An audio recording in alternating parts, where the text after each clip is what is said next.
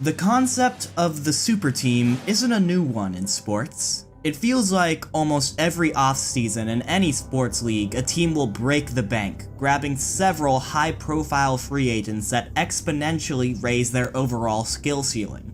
Thousands and thousands of fans and analysts will jump onto the bandwagon for these teams, saying that they won the offseason. And with the amount of talent on their roster, how could they possibly lose?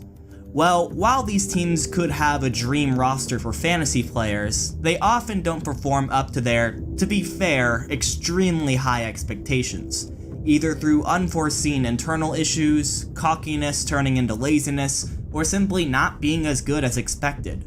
One loss turns into two, which turns into four, and for many teams, the hype train has completely derailed halfway through the season. You can't win a championship just because you have a lot of big names on your roster. You need strength in all levels of your organization, your ownership, coaching staff, players, and everything in between, all with one goal in mind: winning. Do you want to know how to successfully put together a super team? All you have to do is look at the Overwatch League Season 2 champions, the San Francisco Shock.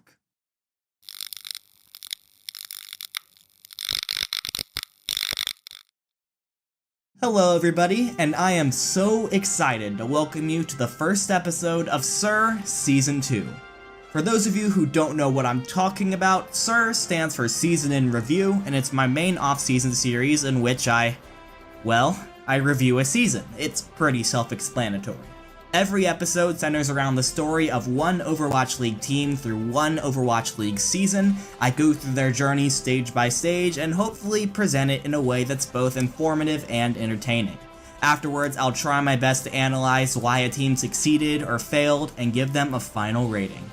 And unlike last year where I started from the bottom, we're starting from the top today with the San Francisco Shock. Let's get into it.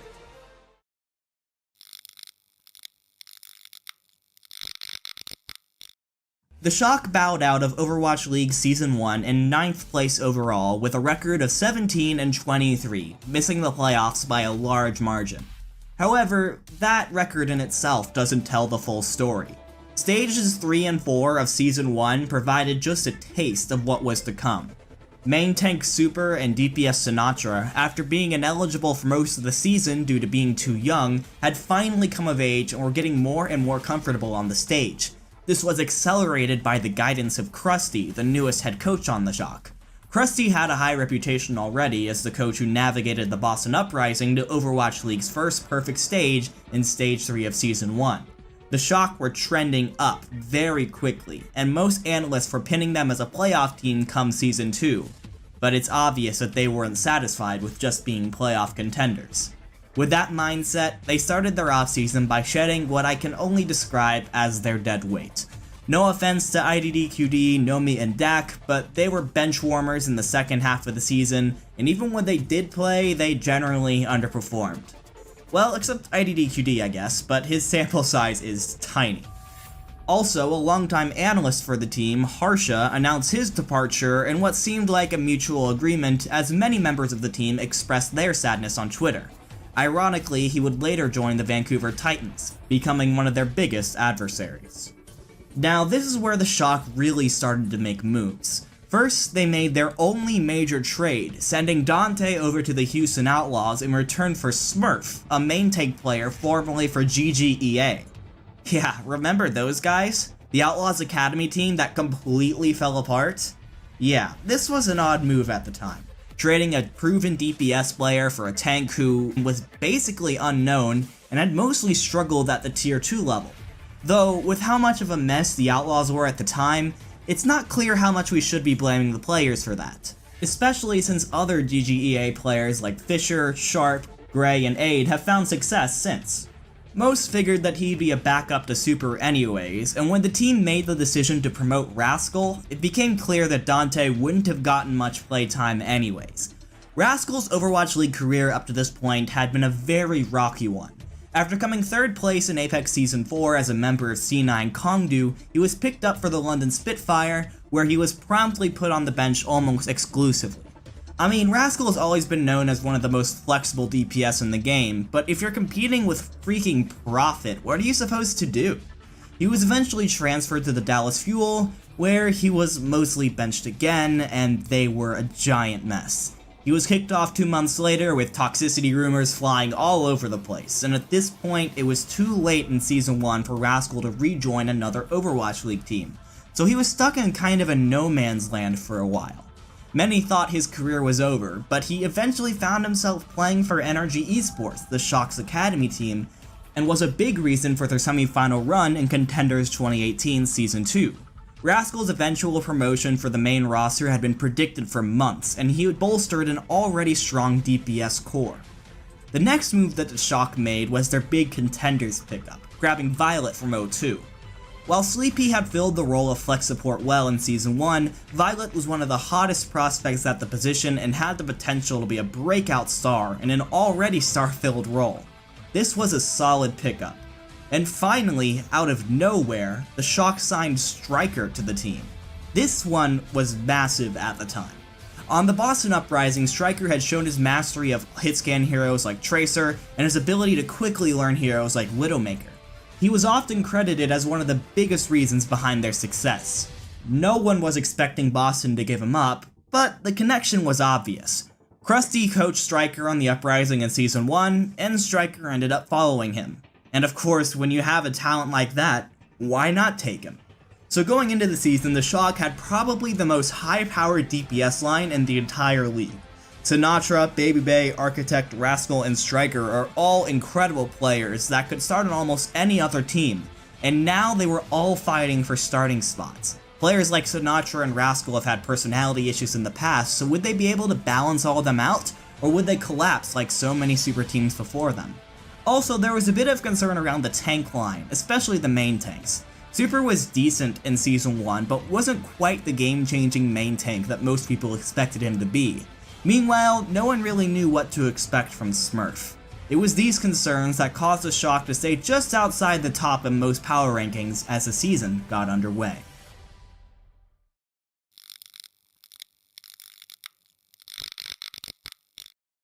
Stage 1 was the worst stage for the Shock in Season 2, which is really weird to say considering they went 4-3. Keep in mind that with a few exceptions like Architect and Choi Hyobin, none of these players had been teammates before joining the Shock. Not to mention that the first few games were incredibly tough, all things considered. The Shock would get off to a 1-2 start at the hands of both the Gladiators and the Titans. This would, however, be the only time that the Shock would have a losing record, and in a GOATS meta, it's not hard to see why.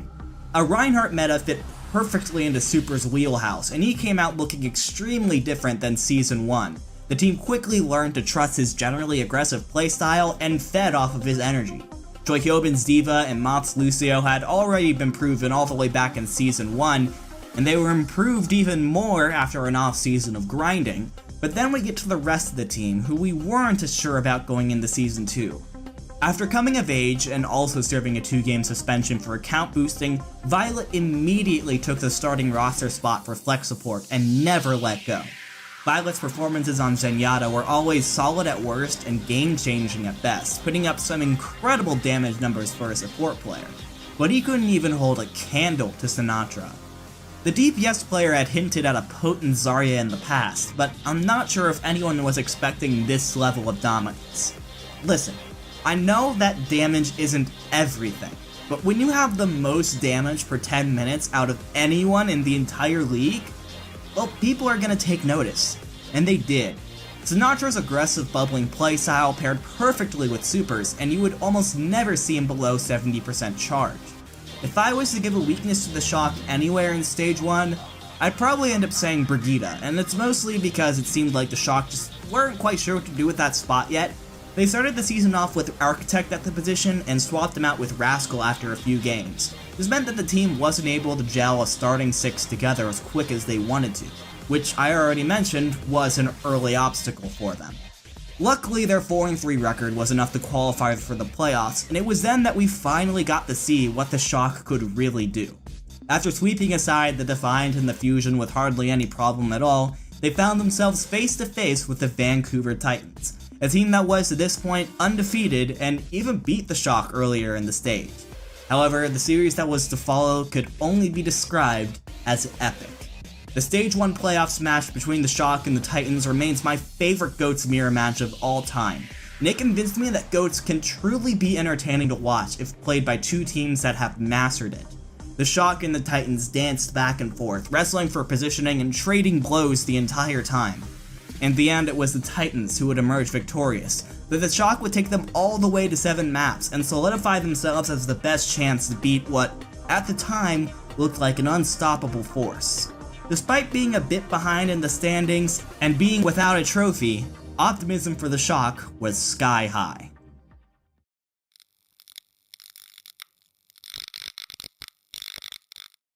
In between stages 1 and 2, the Shock made their only major roster changes, transferring Baby Bay over to the Atlanta Reign and Sleepy to the Washington Justice. Both of these moves were made with the same mindset. These were players that the Shock didn't have any major plans for, and they were offered positions on other teams where they could start, so why not let them go? I actually really respect the Shock for doing this. If they really wanted to, they could have just kept them for depth and to just say screw you to the other teams. But they didn't. They let both of these veterans go off to thrive on other teams. And with that out of the way, the Shock would thrive themselves in a way that we had never seen before.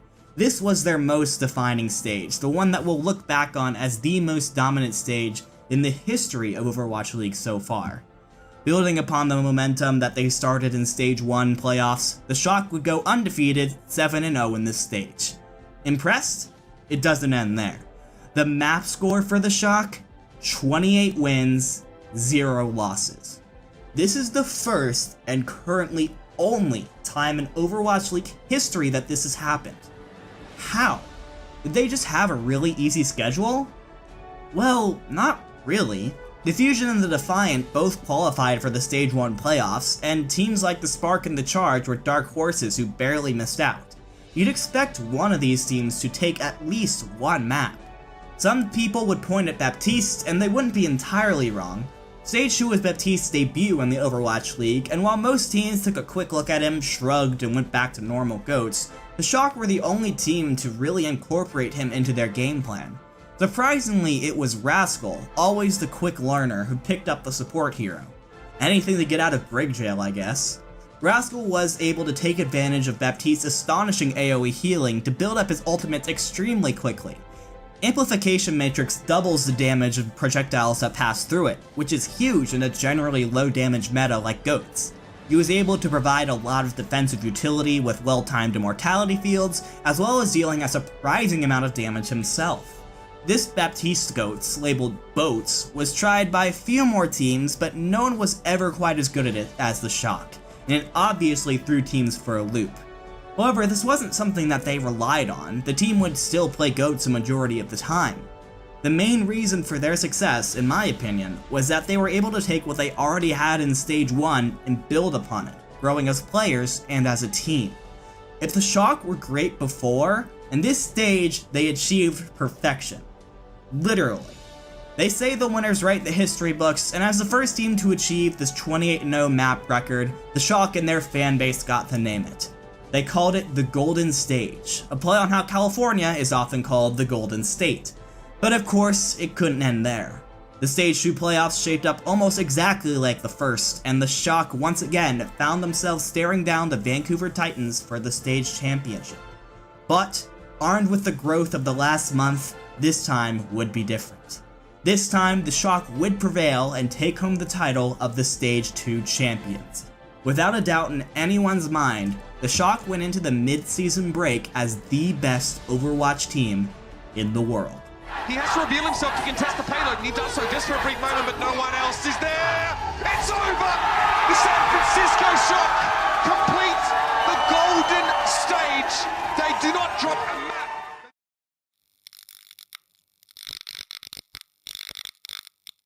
Now, this one was a little weird. Maybe they got a little too careless after their success in Stage 2, but they took uncharacteristic losses to the Outlaws and the Hunters. Yep, they were off, in a 5-2 stage. But they were still able to dispose of teams like London and Seoul easily, but not teams who hadn't even made a playoff so far this season. Were they unprepared? I don't think so. I think that's part of it, but in Stage 3, utilizing Sombra was becoming more and more popular. This strategy sacrificed the defense matrix of D.Va in order to take advantage of the hacker's ability to distract and disrupt. While shooting at tanks, Sombra could charge her all-important EMP in record time, and a great Sombra ult can completely negate every heavy-hitting ultimate that GOATs could dish out. The Shock knew what they were good at. They would still almost always play standard GOATs. Their opponents, however, saw the skill gap in the mirror matchup and thought, why not? With the Outlaws having probably the best Western Sombra in the world, ironically Dante, and the Hunters' affiliation with unorthodox strategies already, they were well equipped to utilize Sombra, way more than the Shock were to deal with it. This was the first time in a while where this team showed any weakness, with players like Super voicing their displeasure towards Sombra openly. Well, real quick, I just want to clarify, because you say Sombra, because I just think it's kind of a crutch. I'm gonna be honest. If you use Sombra, you're just admitting that you're an inferior 3-3 and you need to cheese someone to a victory. Yeah. I'm just gonna say that. So isn't GOATs a crutch then too? No, actually, it's not. It's not a crutch because GOATs actually requires teamwork. And Sombra, you just EMP and win the fight. Okay. And most people would do anything they could to exploit that. The Shock, however, still did more than enough to make the playoffs, and made their way to the stage finals for the third time in a row. By the way, can we take a second to appreciate that accomplishment? There are teams in the Overwatch League who have never even made a stage playoffs, and here are the Shock making it to the finals 3 times in a row. How crazy is that? They join a very exclusive club with the Season 1 New York Excelsior as teams to achieve this. However, this time around, it wasn't the Titans who were waiting for them. It was the Shanghai Dragons. Even though they came in as the 8th seed, the Dragons were arguably the original innovators of the Sombra meta, perfecting the art of disrupting GOATs comp through DM Sombra or Ding's Pharah, or both. They had torn apart the NYXL and the Titans on the way to this matchup. While the Shock had gotten better at countering these strategies as the stage wore on, the Dragons would be the ultimate test. The Shock made a risky play to start off the series, subbing in players like Architect for the first time since Stage 1, Striker and Smurf for the first time all season, in order to play a DPS-centric strategy on Oasis. Keep in mind that the Shock were a GOATs or GOATs variant team since day 1, and you would see how this completely came out of left field, and it backfired horribly. The Dragons, who had been DPSing all stage, beat them pretty easily, and used that momentum to build a 3-0 map lead. Even against the Titans, the Shock had never been in a hole like this. Despite that, they fought back, repelling the strategies that the Dragons threw at them over and over again. It was the ultimate battle of 2 different schools of thought in Overwatch, and after somehow fighting the series back to a 3-3 tie, the Dragons would eventually pull out the 7th and final map and complete their improbable bracket run. While the Shock would only end up being 1 for 3 on stage finals for the year, they were the only team to even get 3 attempts. As the meta shifted, the Shock found ways to adapt and succeed. However, the next stage would be the greatest challenge yet.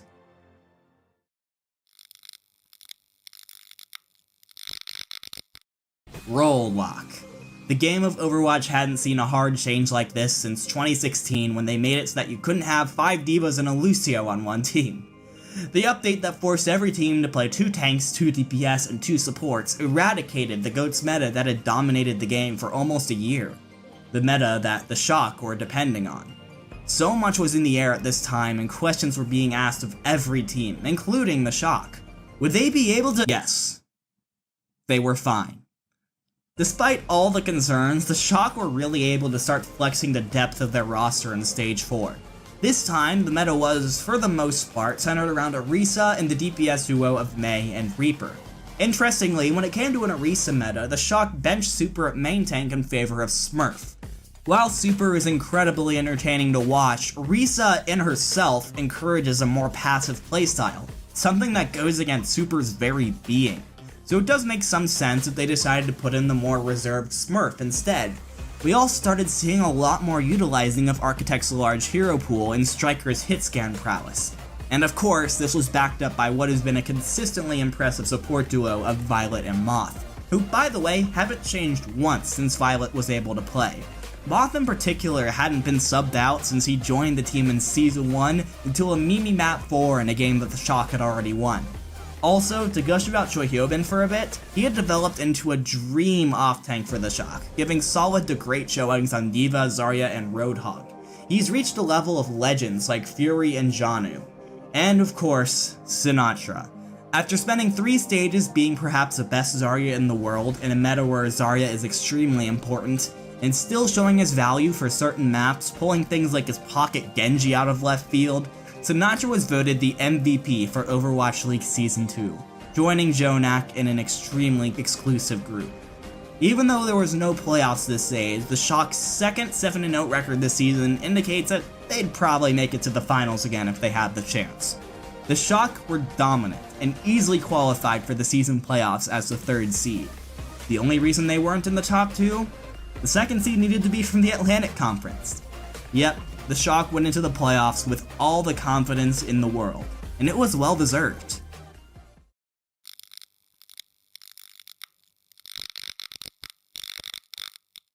Get ready, world, here comes Sigma. Going into the playoffs, Overwatch served yet another curveball by introducing their newest tank hero. And by the time the playoffs came around, it was clear that his synergies with Orisa would make him essential to the meta, and therefore, essential to a team's success in the playoffs. With so many variables, predicting a winner was a huge dice roll for analysts. But a lot of people landed on the Shock, and why wouldn't they?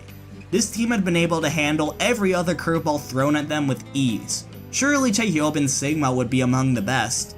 Plus, their first round opponents were the Reign, who had a good stage 4, but probably wouldn't be nearly as prepared for the Shock. They had this in the... But for how long? The Flux also coming out from the Shock. Smurf is down. Master is removed into 1-for-1, but Poke push him and charges. No! Oh, they got walked off the sea! What? They walked off the card! Wow. For the first time, the Shock played the meta, and it looked shaky. They didn't have a full grasp of the synergies required to succeed, and it seemed like they were caught off guard by the sudden inclusion of Gator, who proceeded to smoke the Choi Boy on Sigma throughout the match. The Reign were the better team that day, knocking the Shock to the lower bracket way earlier than expected. They celebrated that night, but they celebrated unknowing of the monster that they had just awoken. If you strike me down, I shall become more powerful than you can possibly imagine. The Spitfire? Dead. The Gladiators? Slaughtered. Spark? Eradicated. Excelsior? Not a chance. Whatever happened to the Shock between the first round and their losers bracket run, it was impactful and it was fast. The Shock were ending playoff streams left and right.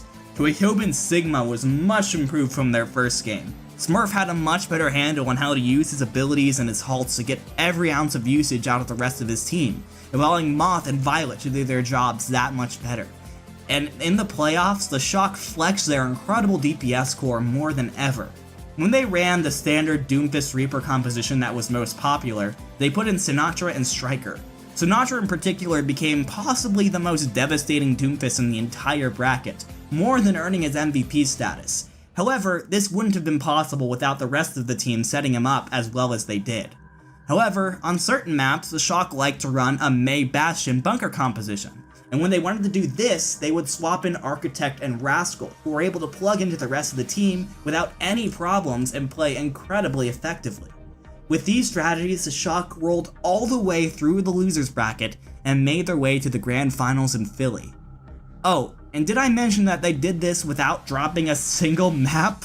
That's right, in the playoffs, against a series of the best teams in the world, the Shock weren't just beating them, they were crushing them. So a white-hot Shock headed into Philadelphia, and of course, who would be waiting for them other than the Vancouver Titans, their mortal enemies? Twice these teams had met in the finals, and they were tied 1-1. They would meet here in an epic clash, not only to settle the tie, but to decide the winner of the entire league.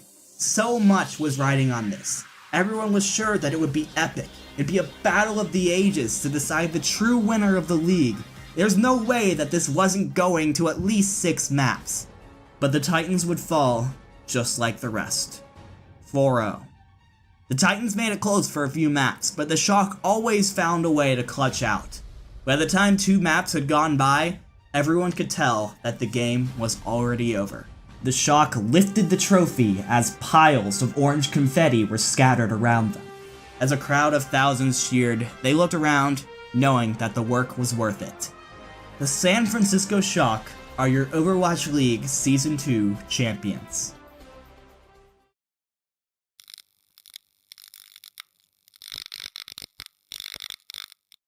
A lot of people like to push the narrative that the Shock were planning this from the very beginning, that picking up Super and Sinatra so young in Season 1 meant that they were planning for Season 2, and were expecting the success. Even I called the Shock the first intentional tank a year ago, but I don't quite agree with that now. Other than Super and Sinatra, all of the key pieces of their championship run were picked up either late in Season 1 or in the off-season between Seasons 1 and 2. They essentially changed their entire plan from what they had originally. That's why I instead classify the Shock as a super team. They brought so many incredibly talented players from so many different places and brought them all together under one roof, mostly for the first time as teammates. And through strong scouting and coaching, they managed to avoid most, if not all, of the problems that super teams tend to face.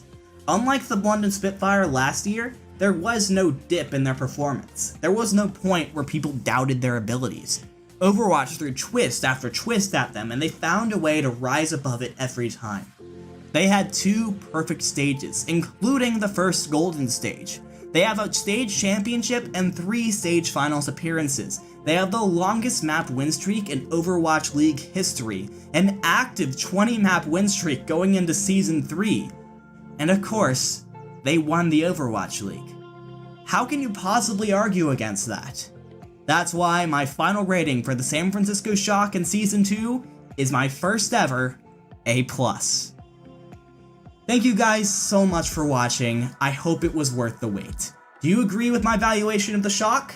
Also, how do you think I can improve this video format? Let me know in the comments. Make sure to like this video if you liked it, and if you're new here, subscribe. My goal is to make a video like this for every team in the offseason, and I'd really appreciate it if you stuck around and watched them. But before I let you go for today, let's see where we'll be going next. Oh yes, this will be a fun one. Until then, don't get tilted.